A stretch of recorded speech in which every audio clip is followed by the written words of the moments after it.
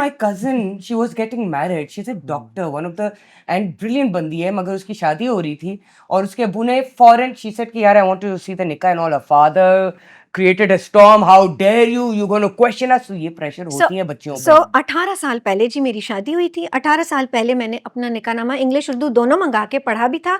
हालांकि मेरी love marriage थी और इस तरह के बहुत से सवाल हो सकते थे कि ये क्यों इस तरह कर रही है और क्यों why she so dominating, but मैंने अपना मेहर भी खुद तय किया। मैंने अपना हर क्लॉज मेरा खुला हुआ है।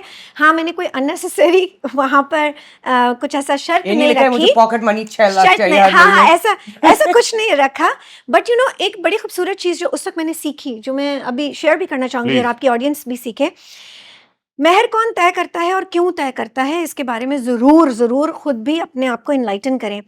आपका हक है मेहर, और वो लड़की कह सकती है अपने स्पाउस के पोटेंशियल को देखते हुए।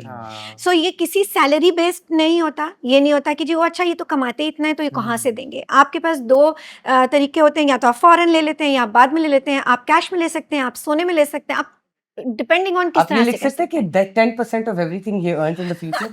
I've always wondered that क्या फ्यूचर पे और अगर लड़की ज्यादा कमाती हो तो वो बोले मुझे भी 10% दो यार। It can be बहुत सारे लोग जो देख रहे होंगे ना वो कहेंगे ज़रब से दूर ही रहो। It can be anything as long as you two who are in the contract are on the same page. And it's not a burden at the end of the day. देखें ये जो भी सना बात कर रही है ना, सना के पीछे कोई ना कोई ऐसी मेल पर्सनालिटी बोल रही है that we have to recognize, and that is her father. Oh yes, that is her father. देखें, मैं जब भी इस तरह के लोगों को देखता हूँ, ख़वातीन को देखता हूँ ना, तो I want to be that father.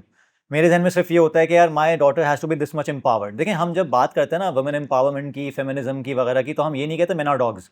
ये मतलब नहीं है।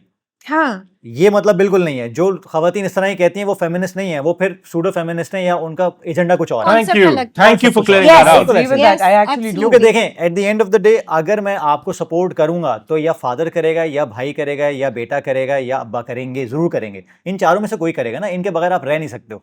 तो ये एक कम्युनियन है, ये बेसिकली म्यूचुअल रिलेशनशिप है और म्यूचुअल रिस्पेक्ट का रिलेशनशिप है।